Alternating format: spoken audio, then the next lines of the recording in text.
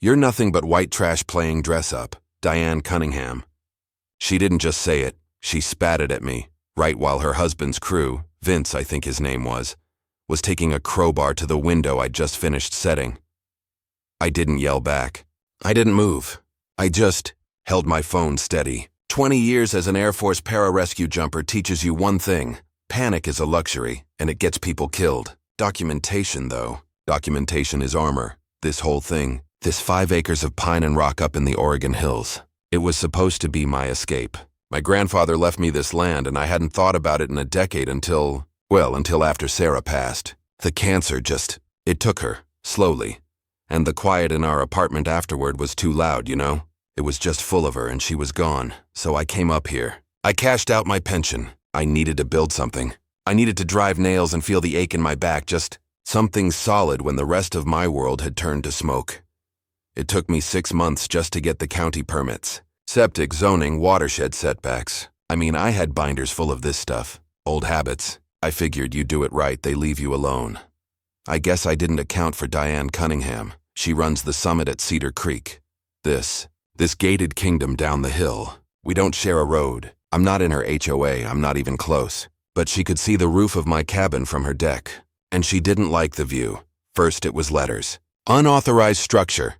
Violation of aesthetic covenants. Covenants that didn't apply to me.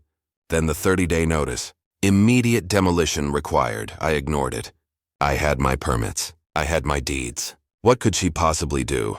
Then I woke up on day 27. It was 6:15 in the morning. The sound of a diesel engine and the beep, beep, beep of something backing up. I looked out the window. A small excavator and 2 heavy-duty trucks from Cunningham Contracting were rolling right up my gravel drive. I grabbed my phone, opened the camera app, checked the timestamp display, and I hit record. I pulled on my boots and walked onto the porch. Vince, this big guy, gets right in my face trying to use his size. Got an order to clear this unpermitted structure. I kept the phone steady, made sure I got his face. A court order? Or just an order from Diane? He hands me this piece of paper. I swear it looked like she printed it at home. An executive action notice, signed by her. The audacity. I read it out loud right into the camera. This isn't a legal document. This is a piece of paper. You're trespassing. He just shrugged. Look, man, the boss says if you give us trouble, we call the cops. We're just doing our job. Good, I said, and I hit 911 on speakerphone. Gave her my address, GPS coordinates. I'm reporting trespassing in progress. 4 individuals on my property with heavy equipment, threatening to destroy my home without authorization. Dispatch said officers were en route. 10-minute ETA, Vince got on his phone. I heard him mutter, Yeah, he's calling him. Uh-huh. Okay. He hangs up, looks at me, and a little smile plays on his lips. Boss says proceed anyway. That's when I knew. This wasn't a mistake. This wasn't a misunderstanding about property lines. This was intentional. I stood in front of my door. I do not consent. Everything you do from this moment is intentional property damage. And it's all on camera. Vince hesitated, just for a second. Then he walked up close, put his hand right on my chest and shoved. Not hard, but enough I didn't shove back. I didn't even flinch. I just held the camera steady and said, That's assault. Also on camera, the crew moved around me. One of them went right to the side window. The big one, the one that catches the morning light, and he just swung the crowbar. That sound. That sick, shattering sound of something breaking that can't be fixed. It went right through me. 3 years of healing. 3 years of putting myself back together one nail at a time. And this woman, this stranger, sent men to tear it down because she didn't like how it looked. I really wanted to take that crowbar from him. But I just stood there. I filmed. I kept my mouth shut. Because rage makes you stupid. And evidence makes you bulletproof.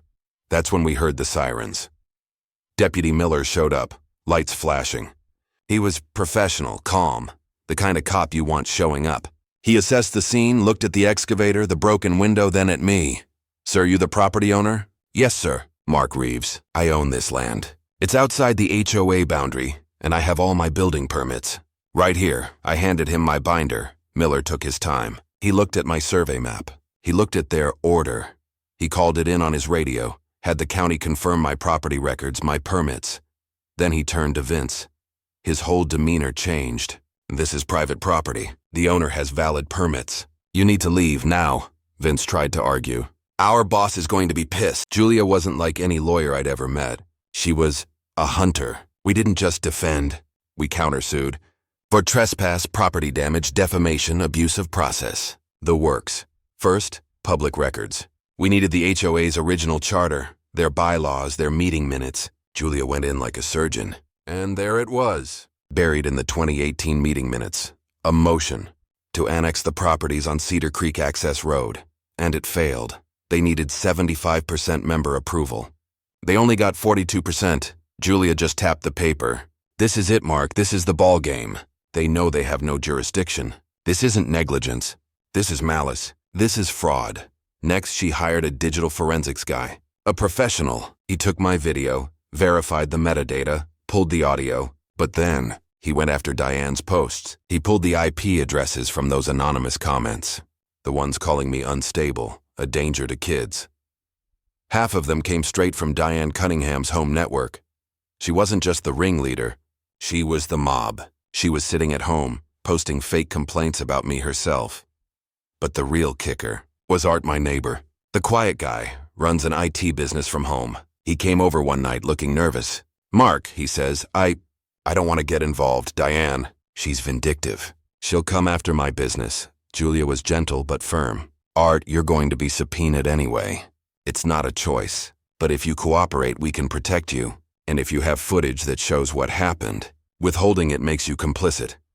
He just sighed, pulled out his laptop, his security system, pointed right down the access road. He had everything. 15 a.m.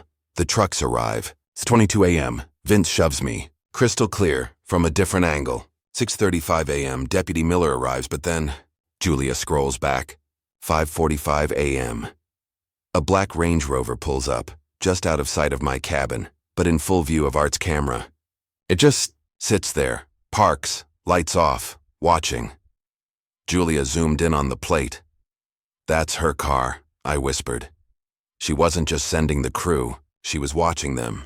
She coordinated the whole thing, drove away, and then went home and posted online about how she was the victim of an assault. Julia looked at me. She poisoned the well, Mark. We need to drain it. She called KGW News. Tracy, their lead investigative reporter. Tracy was skeptical, as she should be, until she saw the evidence. The failed vote, the IP addresses, the 5:45 a.m. footage of Diane's car. The segment aired on Thursday night. 7 minutes. Prime time. They showed the county survey map. They showed my permits. They showed Vince shoving me. They showed the predator alert post, right next to the crystal clear footage of Diane's car, sitting in the dawn light, watching the whole thing unfold. My phone, it didn't stop. The same people who had called me a freak were now praying for me, and so disgusted by the HOA board members, they started calling us, claiming they didn't know what Diane was doing. And then Frank called. Frank was on the HOA board, the treasurer. He sounded exhausted. I've had enough, he said. She's going to bankrupt the entire community.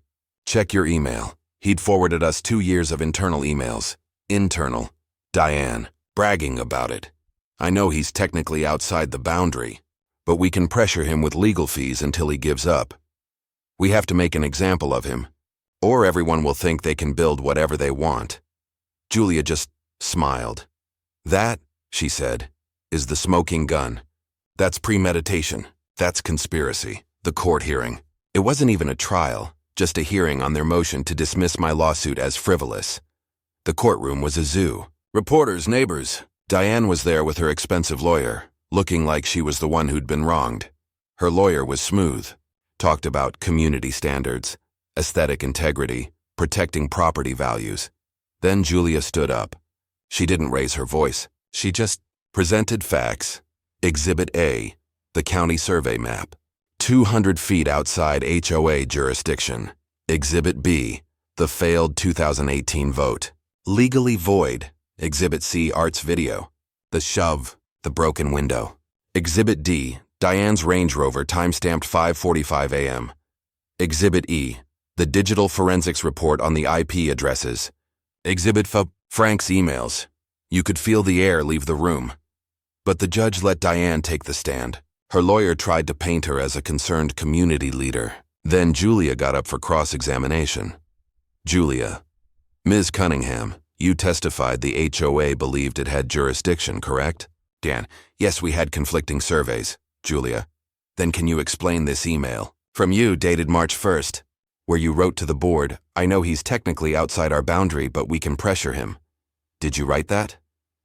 Diane went pale. It was taken out of context. Julia's voice sharpened. Yes or no, Ms. Cunningham? Did you write it? Yes, Julia pressed forward. And you posted on social media that Mr. Reeves assaulted your workers. The video shows he was pushed. But you were there, Ms. Cunningham. This is your car. You watched it happen from 100 yards away. You knew the truth. Why did you lie? And Diane? She just snapped. Her composure broke. All the polished community leader veneer just cracked and fell away. Her voice got shrill. Because he didn't belong here. That shack. It makes the neighborhood look cheap. He's not our kind of person. The courtroom just gasped. Not our kind. Julia let the words hang in the air for a full 5 seconds. Then she turned to the judge. No further questions. The judge. He looked furious. He banged his gavel. Order! I've heard enough. I am denying this motion to dismiss. And Mr. Whitman, he said to her lawyer, you should strongly advise your client to consider settlement, because if this goes in front of a jury, it's going to be a slaughter. We settled. Of course we settled. The HOA's insurance company panicked. The final number was significant. $300,000. And a formal half-page apology printed in the Oregonian. And Diane, she had to resign. And she was permanently, legally banned from ever serving on an HOA board in the state of Oregon again. Her husband's company, Cunningham Contracting, lost its contractor's license for 6 months over the vandalism. I heard he filed for divorce a week later. And once she was out, the new board did an audit. They found out she'd been embezzling funds for years to pay her personal legal fees. Just a total implosion. The money, it hit my account. I used it to fix the window. I used it to build a proper workshop, bigger than I'd planned. I donated $100,000 to Julia's legal aid fund, in Sarah's name. We've helped 3 other veterans already. Guys getting jammed up by systems they don't understand. And the cabin, it's finished now. It's beautiful. The light comes in that new window every morning, but here's the part that sticks with me. The apology was printed. Diane is gone, but I still go to the hardware store, and I see the same people who called me a predator. The ones who wanted me run out of town. They nod at me now. They smile. They say, hey Mark, so glad you got justice, and I just nod back, but I remember. I remember how fast they turned, how quick they were to believe the worst. All because Diane posted it on Facebook. I won. I won big. But it doesn't feel like peace. It just feels quiet. And I look at these woods, and I look at my cabin, and sometimes I wonder if I really want anything at all.